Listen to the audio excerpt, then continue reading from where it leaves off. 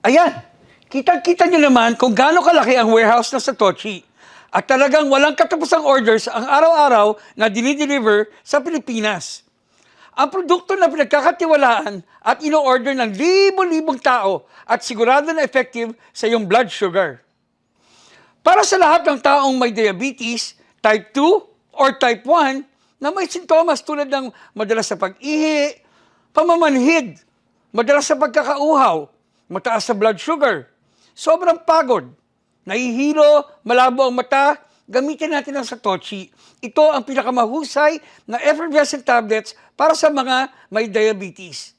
Ang Satoshi ay ang kauna-unahang effervescent tablet brand na ina-apply ang micro-nano technology sa Japan. Tinutulungan ng micro-nano technology ang lahat ng nutrients na ma-absorb kagad ng ating katawan ng 10 hanggang 20 beses na mas mabilis kaysa sa iba pang mga produkto.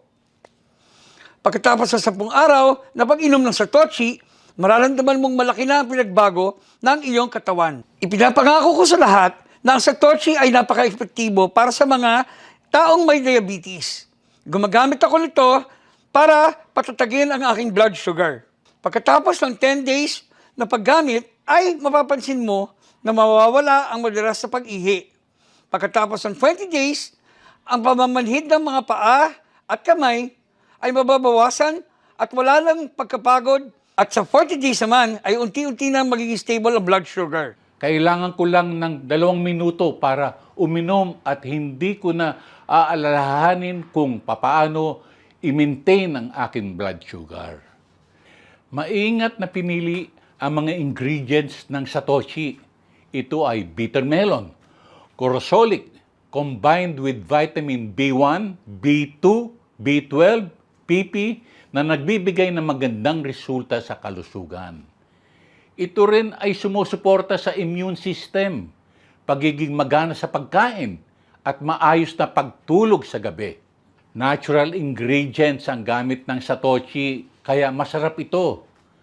After 3 tubes, naging stable ang aking blood sugar, kaya patuloy ang aking pag-inom nito. Nakakatuwa na komportable na ang aking pakiramdam ngayon. Wala na akong pamamanhid na nararamdaman. Nararanasang nocturia, polyuria.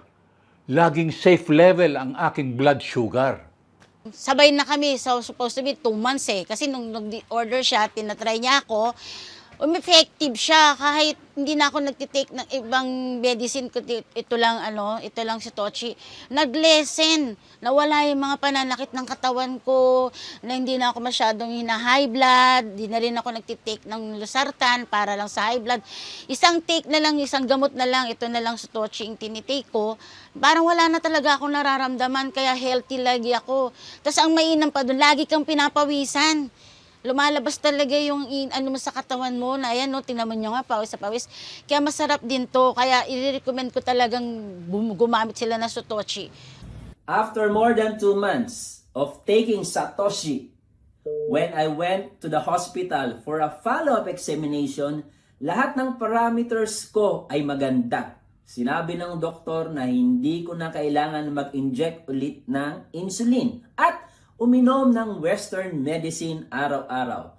Nang tanungin ko ang doktor tungkol sa Satoshi, pinayuhan din ako ng doktor na ipagpatuloy ko ang paggamit ng Satoshi.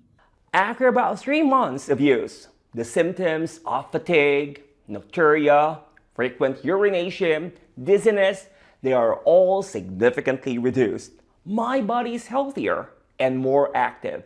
My blood sugar index has decreased from 14 to 6.8, and it has been stable for a long time.